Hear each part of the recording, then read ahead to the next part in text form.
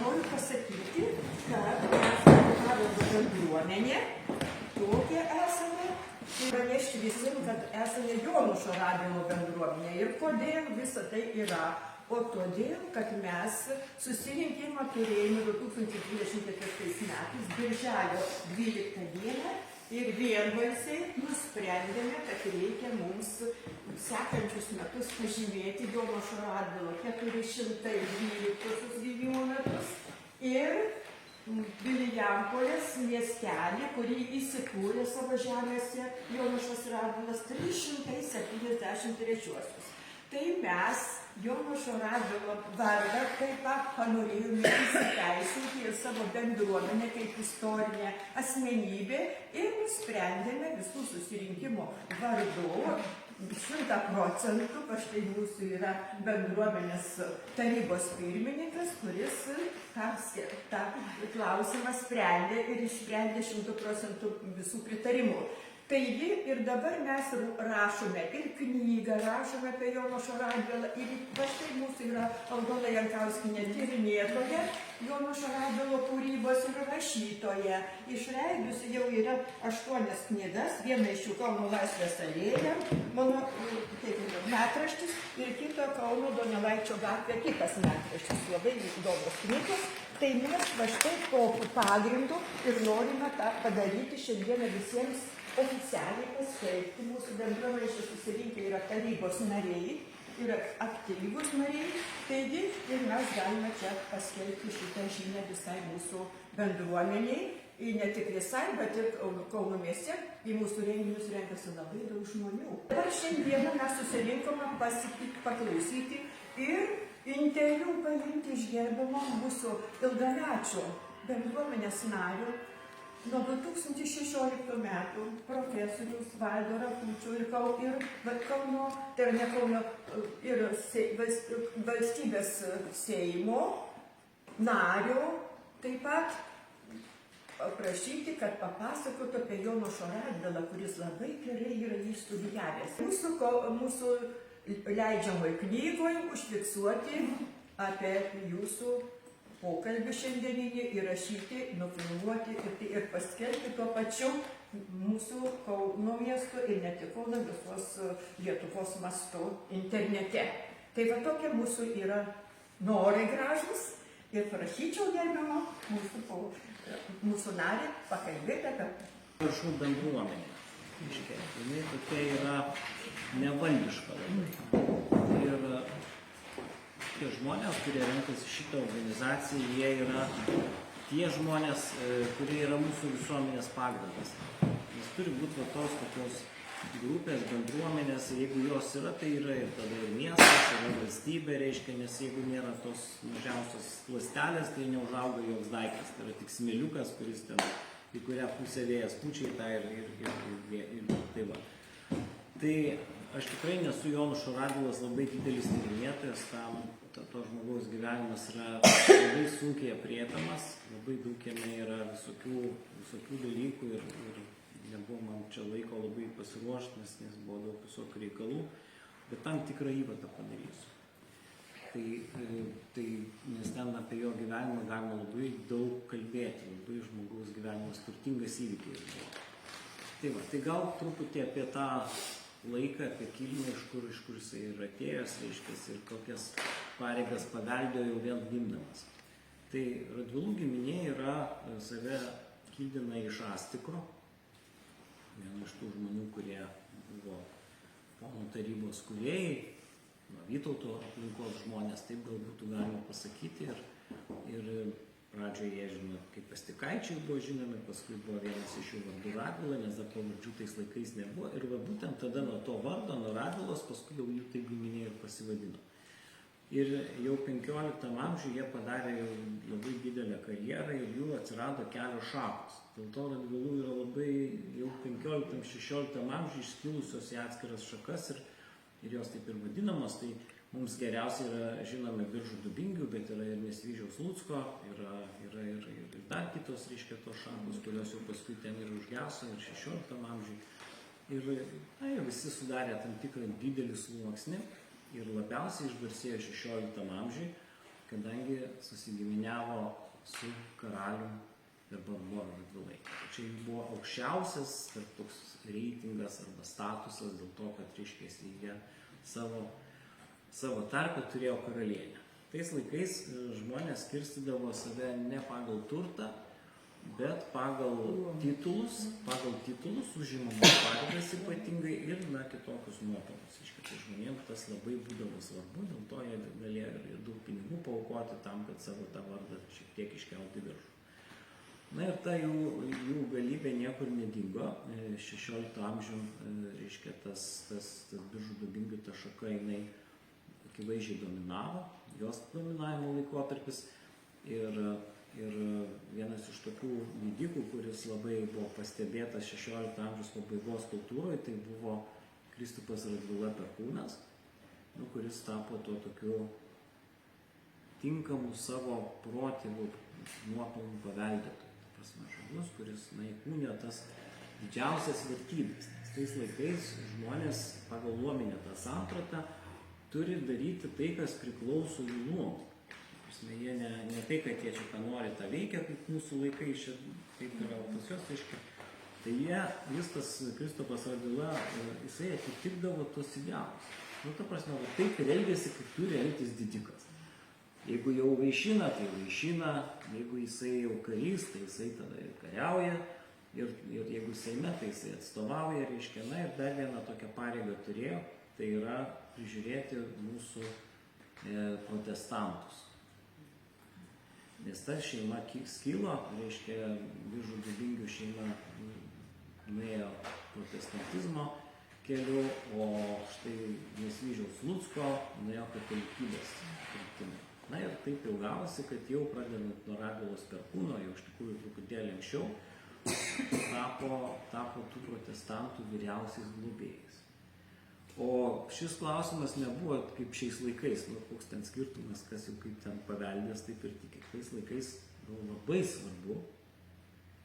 Ir dėl tos tokios pozicijos Radvilos pateko į didelę nemalonę Zigmanto Vazos, kuris buvo aršus katalikas, tai yra kontrreformacijos laikai. Ir natūralu, kad Kristupui Radvilui Perkūnui nieko jis padaryti negalėjo, kadangi tai buvo labai ryški figūra, reiškias, ir užėmė aukščiausias pozicijas valstybei ir dar neblogai su jomis tvarkėsi.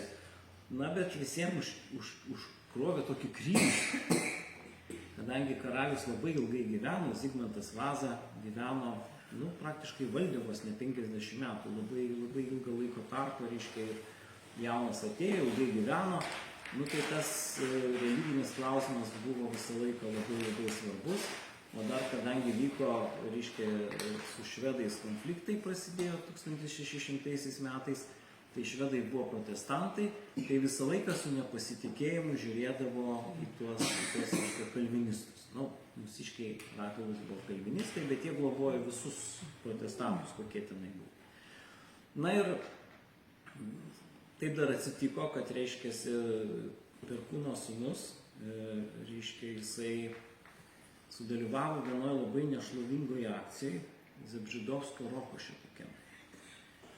Nes ten buvo toks kaip ir vietinis toksai konfliktas, neišmokėti atlyginimai tenai ir kiti dalykai, bet, reiškia, gavosi taip, kad tie rokošininkai vadinamieji, jie apkaltino, kad karalius pažeidė sutartį su tauta, paktą konventą, ir netgi jo vardas liko, reiškia, tas jos sūnus rokošininkas. Ir karalius labai neturėjo akies ant Radvilų. Bet už šitą dalyką, nes jam tas rokošas jis labai asmeniškai priėmė, kad čia, reiškia, maištininkai kažkokie, kad sulaužė. Žodžiu, jie pateko į tokią nemalonę. Bet kita vertus, Biržų Dubingių Radvilos buvo labai turtingi.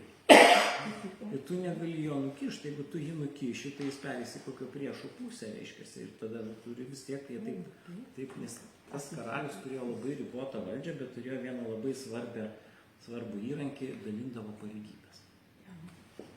Tai jeigu jau tu būsi ten labai pasišiaušęs, tai negausi tos pareigybės. Kita vertus, jeigu tu visai neduosi tų pareigybių, tai jie vis tiek pasišiauš. Tai jie taip atidėliodavo ten, bet jau kai jau duodavo, tik negalėjo.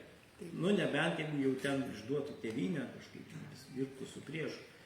Bet ir tai nelabai galėdavo atimt. Nu tiesiog, tai užtat valdovai turėjo tokią savo rankose tokią galią, bet šiaip labai ribotą galią turėjo. Tai va, na ir po to, reiškia, dėl tos aplinkybės, pavyzdžiui, Kristupas II Radvila buvo irgi labai karui tinkamas žmogus, jisai jau čia apie 1620 kažkurios tai metus, jau tuo metu jisai buvo iškilęs, reiškia, labai protingas žmogus, labai gerai išmanė karo reikalus ir valdovas neskyrė vyriausių kariuomenės vadų. Tiesiog paskyrė Leoną Sapiegą, kuris visiškai su karu nieko bendro neturėjo kancleris, jisai buvo visai kultūros žmogus, reiškia, jį paskyrė etmonu ir tai labai užrūstino. Tai tais laikais žmonės labai tokius dalykus žiūrėdavo, reiškia, ir tokiu būdu, reiškia, tas Kristupas II Radvila, jisai taip ir netapo to, ko turėtų tapti, o karai buvo labai daug karų vyko tuo metu. Ir su Maskvėmis, ir su švedais, reiškia, ir tai va.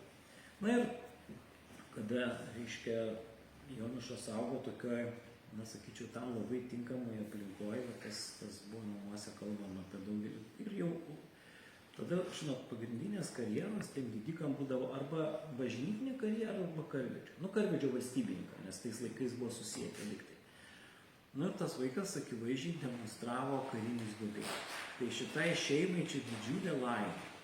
Nes, nu, žinot, karvedys negali išmokti, tu turi turėti tą Marso gyslelę. Ir ten, pavyzdžiui, pagrindiniai Radvilų konkurentai buvo Chodkevičiai. Kai Jonas Karlas Chodkevičius tapo to didžiuoju vadu, tai Radvilams buvo labai jau čia didelis pralaimėjimas, bet jis vadų. Ir kada jau pamatė, kad tas Jonušas Radvila akivaizdžiai linkęs, reiškia, į šitą veiklą, jam įdomu tie dalykai, medžioklės, žirgai, šaudynės visokios ir kiti, nu tai jie labai ten džiaugiasi. Skyrė dėmesio daug, bet negavo iš to išsilavinimo, kaip jie tam tuo metu tikėjosi, reiškiasi. Nes Chodkevičius tai jisai pusę Europos apvažiavo, vaikas kaip buvo, išleido ten, žinot, o jis Jonušui trūko to išsilavinimo akivaizdžiai. Ambicijos užteko. Na ir turėjo jisai tam tikrą nuovoką, tokią, sakykime, prigimtinę, kuri buvo taip pat sveika. Tai Jonušas Radvila akivaizdžiai jau buvo didelė viltis, kad vėl labai stipriai pakels visą Radvilų giminę. Jau buvo įdedamos labai didelės viltis. Na ir taip gavosi, kad jisai, reiškia, ten tą savo ankstyvą karjerą padaręs, jau 1646 metais jisai tapo lauko etmonu. Svarbu ir gebėjimai, ir kilmė, ir turtas, viskas viename, reiškia. Tai va. Na ir reiškia, šitoje vietoje tas 46 metų lauko etmono paskirimas, jisai buvo priimamas kaip geras paskirimas, kadangi buvo matoma, kad tas žmogus tikrai sugebės tą padarys. Nu, tiek, kiek ten, sakau, jam trūko to teorinio išsilavinimo visą laiką ir dėl to paskui ten istorikai jį kankino, kad reikėjo gal kitaip jį ten auginti. Nu, bet taip išėjo. Ir taip jau atsitiko, kad po poros metų, o Respublika tuo metu, Lenkijos Lietuvos valstybė, išgyveno klestėjimo fazę. Taip gerai negyvensim kelis šimtus metų, kaip gyvenom 1648 metais. O tuos metus reikia gerai žinoti. Tai jisai va to taikingo laikotarpio pabaigoje ir va 1648 metais ištiko baisi virtinė nelaimė. Ir tas nelaimė virtinė tęsiasi iki 67 metų. Tai praktiškai 19 metų. Nu ir kaip čia viskas atsitiko? Nu, vat visos nelaimės sukrito vienu metu. Tai pirmiausiai visiškai netikėtai miršta Vladislovas Vaza, jau Zigmanto Vazos sūnus, kuris buvo labiausiai tinkamas karui valdovas turbūt mūsų visoje istorijoje. Nu, bet kadangi tėvas gyvas, tai negalėjo pakeisti. Jam buvo 400 su viršų metų, pabaigęs mokslus, pademonstravęs išmanymą. Nu, tėvas indignavo. Nu, tas Smolensko karas, tai čia buvo to Vladislavo Vazos parodyta, kai ten kasų karų įveikė Maskolius tokiu būdu, kad Maskolio laikė Smolensko gulę, o karo pabaigoje pačius Maskolius sutoks. Nu, ten, žodžiu, labai toks išmanas žmogus. Ir 48 metais tokiom gan pikantiškom aplinkybėmis miršta merkinė. Nu, ir tuo metu įvyko kazokų maištas.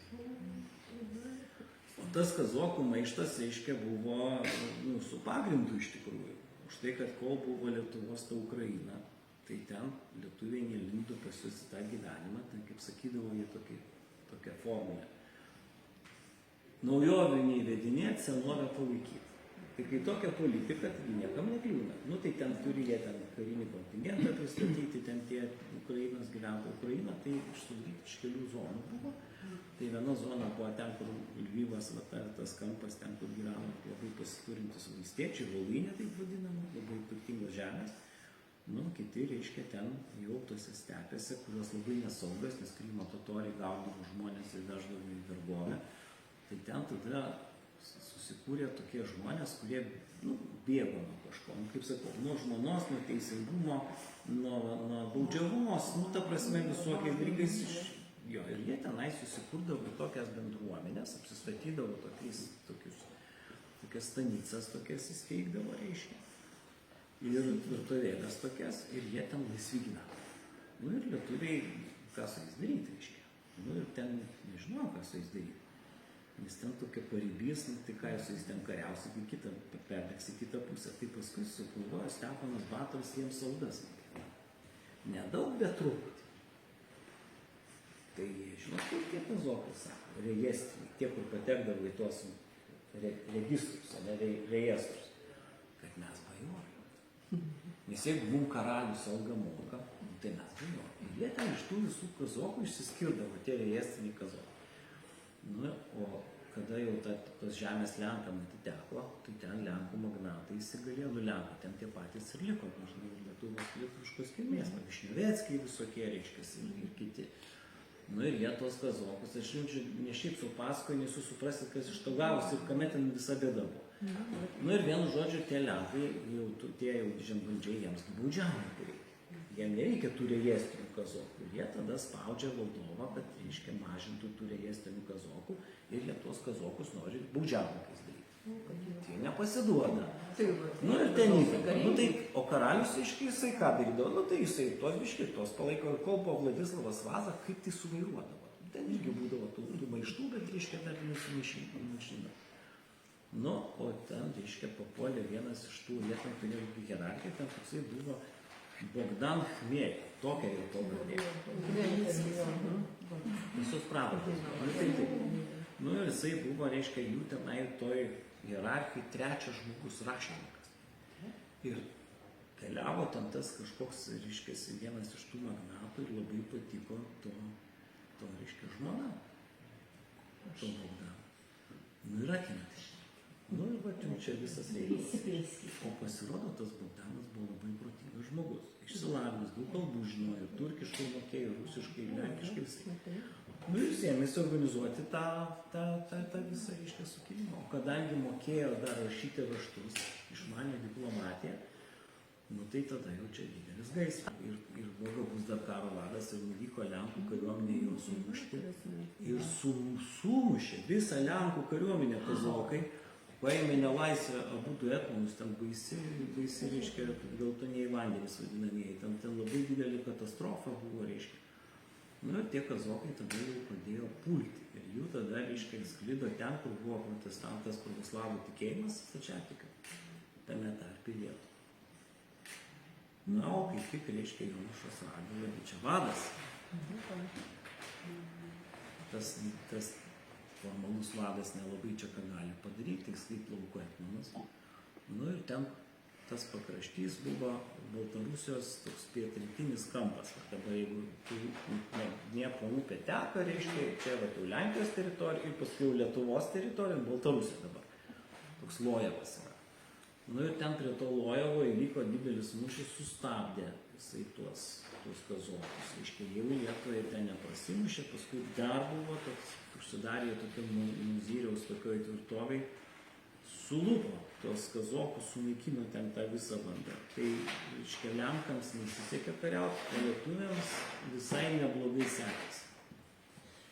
Tai Jonušas Radvila iš viso tos nelaimės jau dabar geriausiai tvarkėsi. Jonušas. Jo.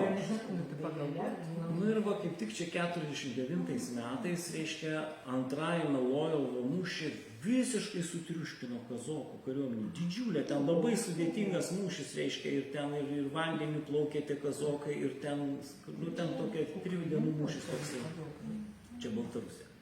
Vyko jam čia bent 3 mūšiai iš eilės, nu tai tada, reiškia, jau tas Jonas Kazimieras jam suteikė išimties teisę vadovauti ir Lenkijos, ir Lietuvos kariuomenei. Ir neduodamas etmono titulų. O tai kodėl? Nu, vat ne, aš protestantų neduosiu ir gatavą, žinau.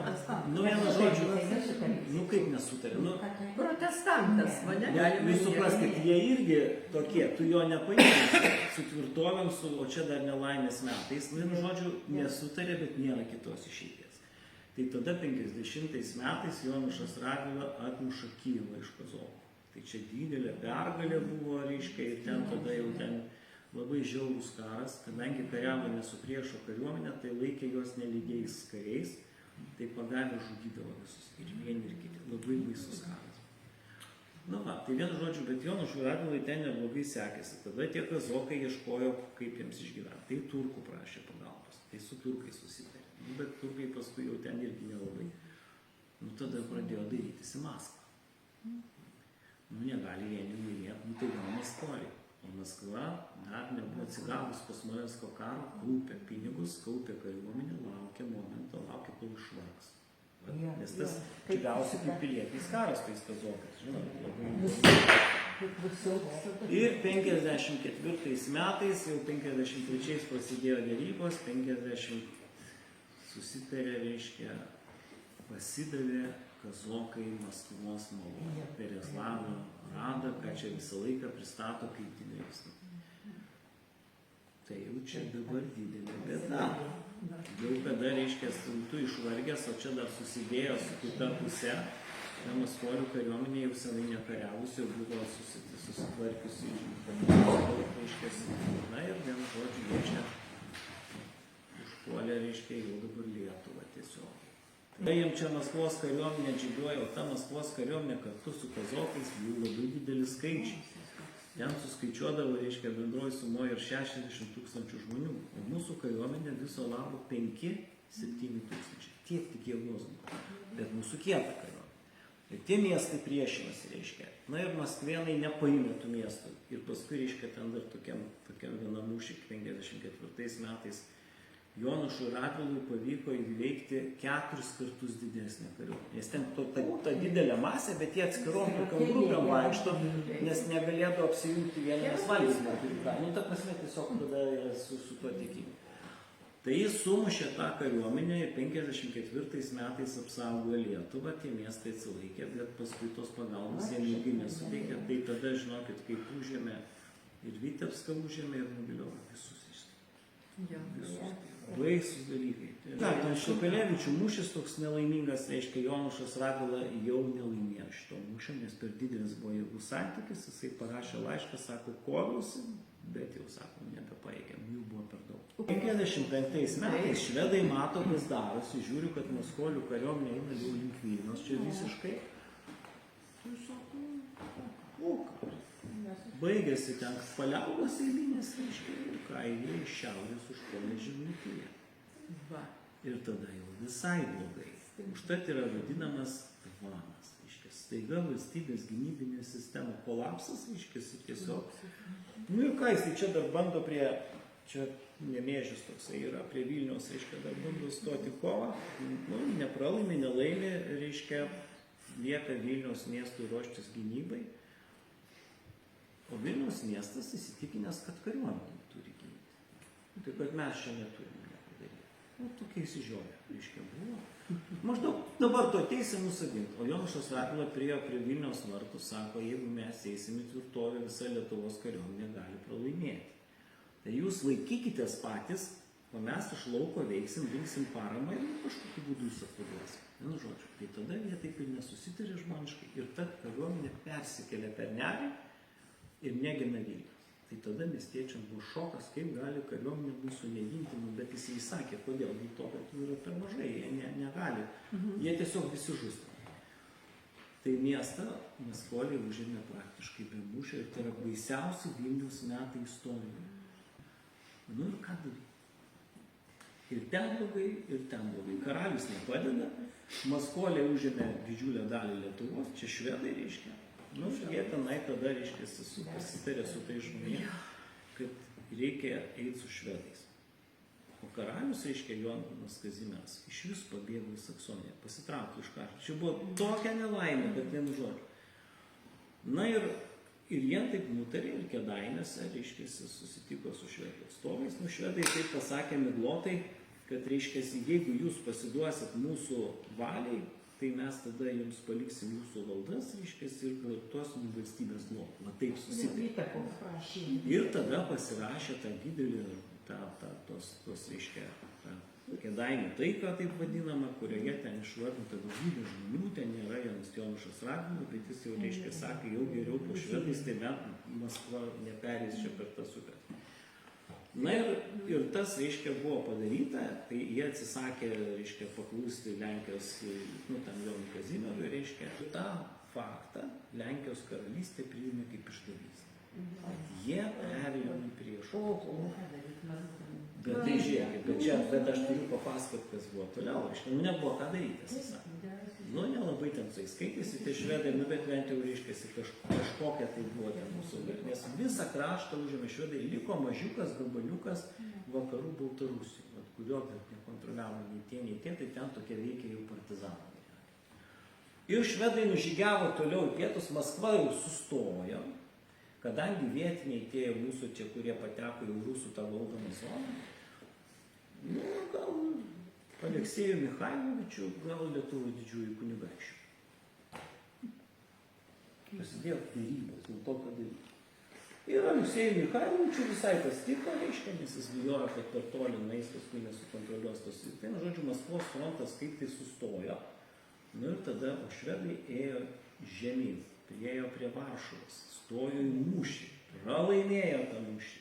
Dalis Lenkų pasidavė masiškai švedams, kad ta prasme, tai mes lietuviai vis laik sakom, o ką, kaip ten prie Varšuvos buvo, o ką nepasidavė, tai jau neišdaryti. Ne?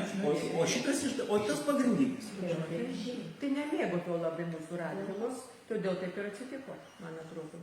Nu tai, štai, kad buvo kito tikėjimo. O aš jums pasakysiu, reiškia. Tikėjimas viskas. Nu, žiūrėkit, o čia dar reikalai toliau. Ogi turėjo Jonušas Radvila, turėjo pusbrolį, Boguslavą Radvilą. O Boguslavas Radvila, tai per tėvo liniją susijęs su Lietuvos kunigaikščiais, o per motinas jisai buvo Prūsijos kunigaikščio palikuonis. Jo mama buvo kunigaikštytė Prūsijos. Tai jis vieną koją kaip ir lietuvis, kitą pusę jau tą Prūsiją. Ten dar ne Vokietija, Prūsija, vadinasi tas kraštas, reiškia. Na ir tada čia tokios visokios nelaimės, tai jisai jau labiau prisiminė tą savo, reiškia, vokišką ten kilmę ir buvo paskirtas Prūsijos valdytojui.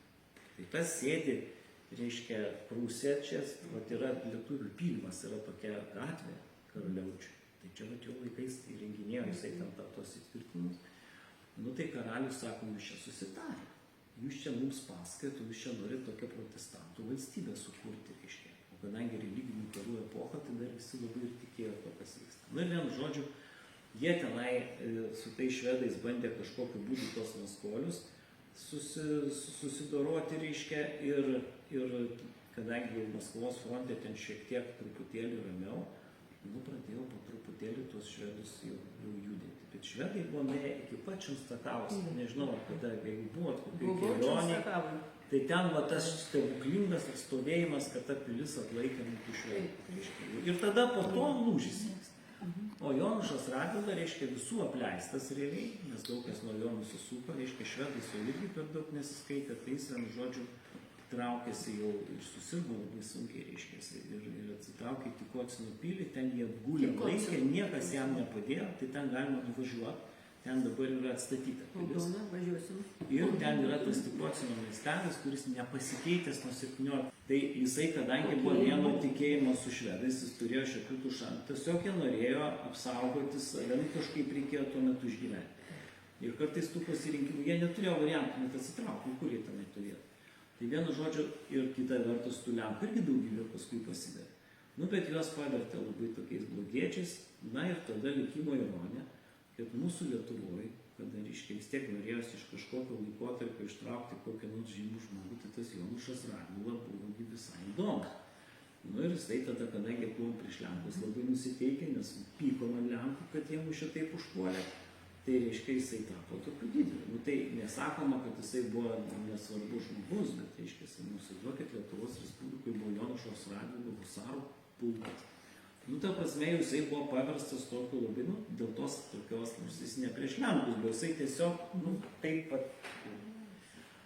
Na ir tokiu tapo mūsų žinomų žmogų. Ir šiandien yra mokomasis pulkas Jonušo Radvilos. Tai tas žmogus yra tikrai ryškus, daug savo gyvenime ką padaręs, labai sunkiai kovojęs, beveik visada laimėjęs, išskyrus tą paskutinį mūšį 55 metų. Na ir jeigu ne jisai, tai ką aš ten žinau, gal ta Maskva būtų viską tai užėmęs. O paskui jau, tada reiškia Lietuvos kariuomenė sumušė švedus, paskui išvarė ir tos rusus, reiškia. Ir tokiu būdu ta valstybė teritoriškai atsigavo, bet dvasioje palūko. Ir kas yra įdomu, kad Jonušas Radvila yra toksai žmogus, kuris jungia tą klestėjimo laikotarpį, kuris buvo, ir tų nelaimų laikotarpį. Ir tada labai paprastai sako, tai čia per jį viskas. Ne per Joną Kazimierą, reiškia, ne per Vladislovą, kuris numirė nelaiku. Nes tas būtų buvęs karaliumi, ten net ir maišto turbūt nebūtų.